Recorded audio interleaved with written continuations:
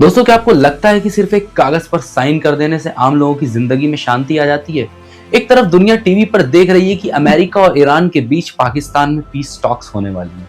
सबको लग रहा है कि अब शायद हालात ठीक हो जाएंगे, लेकिन दूसरी तरफ का सच बहुत डरावना है।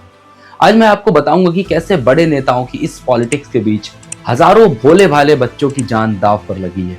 उससे पहले आप इस वीडियो को ज्यादा से ज्यादा शेयर कीजिए और लाइक भी कर दीजिए। हेलो दोस्तों, आइए आज इस मिडल ईस्ट के नए हालात को समझते हैं। दोस्तों, अक्टूबर 2025 में एक सीज फायर हुआ था। सबने सोचा चलो अब थोड़ी राहत मिलेगी, लेकिन मेडिकल एड फॉर पैलेस्टीनियन नाम की एक संस्था ने एक ऐसी रिपोर्ट दी है जो किसी का दिल भी तोड़ दे।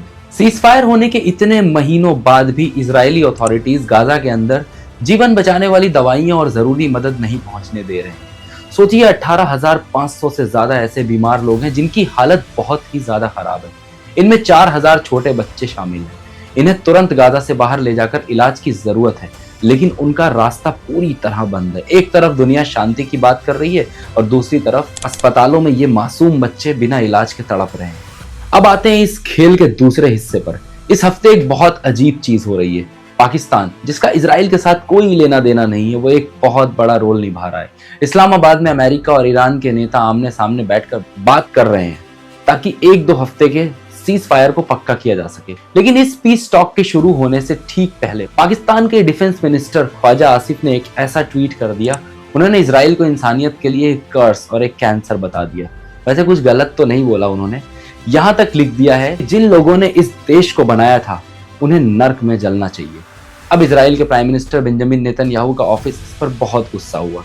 उन्होंने इस बयान को बिल्कुल बकवास और इजराइल को खत्म करने की एक धमकी बताया है।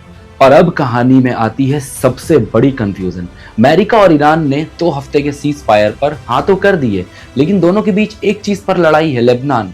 और क्यों ना हो, जब सीज फायर की शर्तों में ईरान ने साफ बोला था कि उनके अलाइज पर अटैक नहीं होगा, उनका अलाइज लेबनान भी है, तो फिर लेबनान पे अगले ही दिन एक बड़ा अटैक करके इजराइल ने 300 से ज्यादा लोगों को एक झटके में कत्ल कर दिया और 1200 से ज्यादा लोग इंजर्ड कर दिए।